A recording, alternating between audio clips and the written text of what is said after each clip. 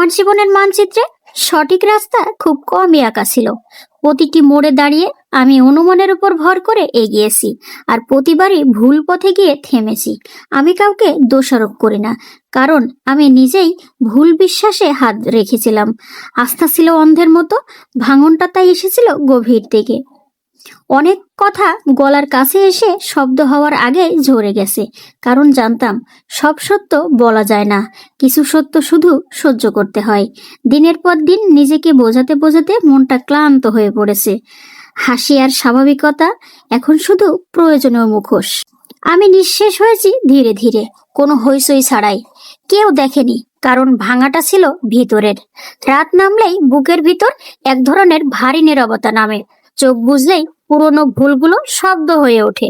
আজ আমি মানুষের ভিড় এড়িয়ে চলি, কারণ প্রশ্নের উত্তর দিতে আর শক্তি নেই। একলা থাকাটা সহজ নয়, তবু ওই নীরবতাতেই আমি নিজেকে টিকিয়ে রাখছি। জয়ী হতে আসিনি, তবু হার না মেনে মাটিতে বসেও থাকিনি, কারণ প্রতিদিন বেঁচে থাকাটাও কখনো কখনো মানুষের সবচেয়ে বড় সাহস হয়ে দাঁড়ায়।